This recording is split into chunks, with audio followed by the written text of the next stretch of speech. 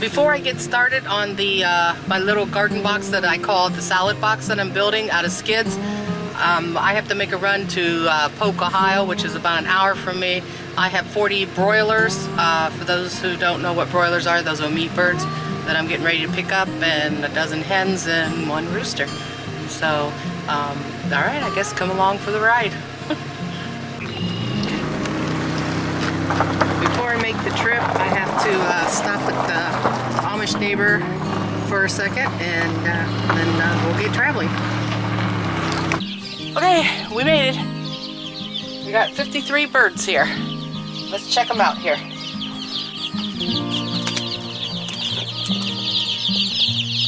Oh, look how cute they are.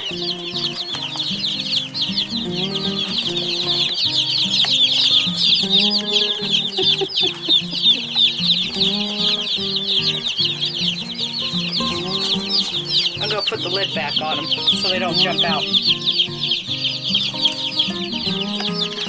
So I'm going to bring them in here and start dipping their beaks. But this is where they'll live in here for the next 2 weeks. And then we will take them outside into the yard. And they'll have all of this here to play in.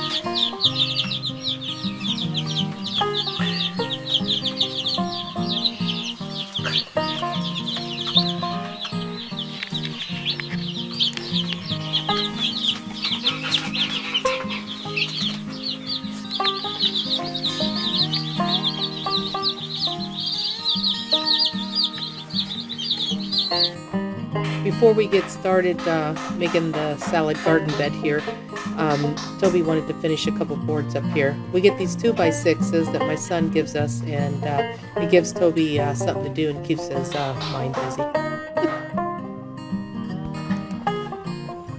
After he pounds the nails through, then he takes that bar and pulls the rest of them out there. And yes, he does have nice shoes. He just loves them shoes. After you hit the nails from the board, you take the nail off and then Dad weigh it here. And then these small ones had 2 or 3 on it, and then you do the same thing and then pull them through with a snore spore. With the what? Snore spore. What is that called again? What's that bar called? It's a crowbar. Crowbar. Close enough. Close enough. Okay. Good job, Toby. Good job. These are all the boards that Greg helped Toby accomplish. Toby was proud. To make this garden bed, what we did, we took a skid, and then those 2x6s that you've seen Toby pull the nails out, and it was all scrap wood.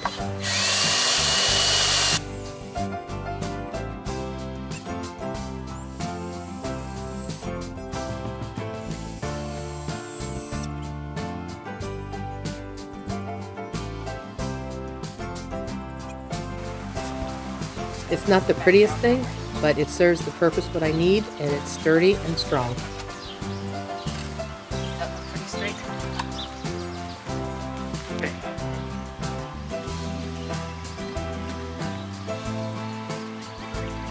Be 56 inches.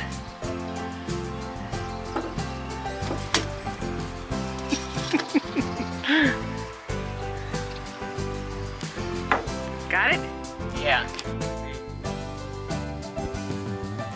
We put the supports at the bottom. We didn't put them all the way down close to the ground because we want to be able to weed whack under it.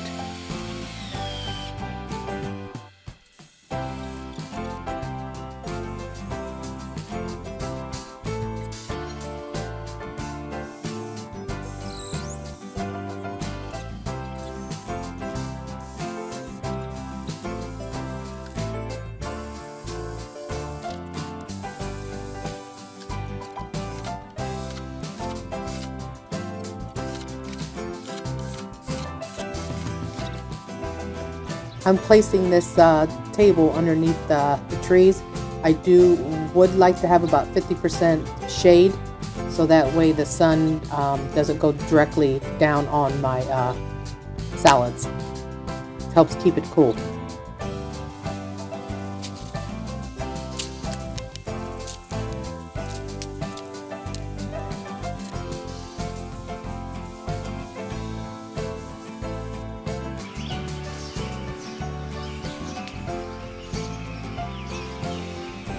In this pool we drilled, I think I showed you where we drilled holes in the bottom of it so that way it's good drainage.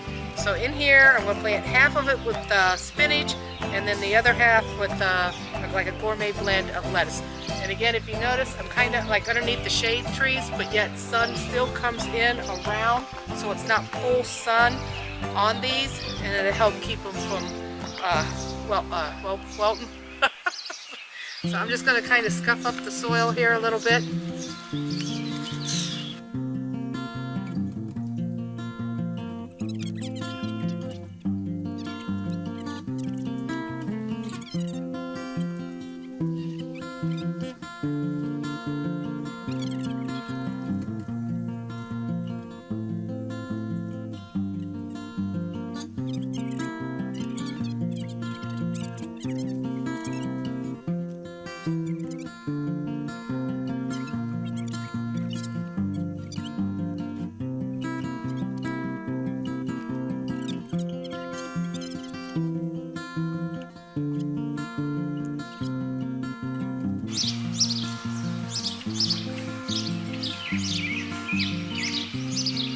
Alright, here's my seeds here. In this container, I'm going to plant some Tom Thumb lettuce. So we got it all loosened up here. Back. Spread it out very gently. Now, this is my potting soil that I made, but then I also buy called sweet pea, and I will mix half, probably about my potting soil plus about a fourth sweet pea, and it's a compost. You can get it at your nurseries. It's expensive, but man, do I love it. So I'm just going to scatter, because probably only about 6 of these can actually put in here once we thin them out. Alright, and then again, dirt right on top. I think we're bothering our bees.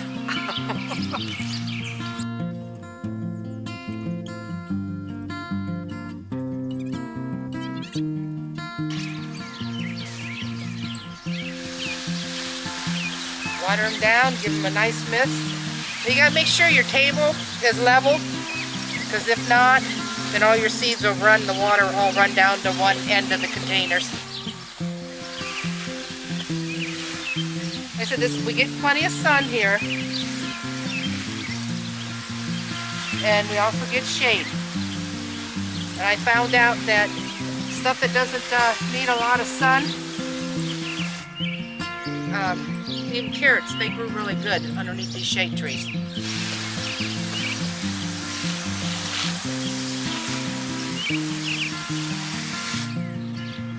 Alright, I guess this ends this video here, and I want to thank you for watching. So please hit that subscribe button and that like button, and hope to see you in my next video. Alright, take care guys.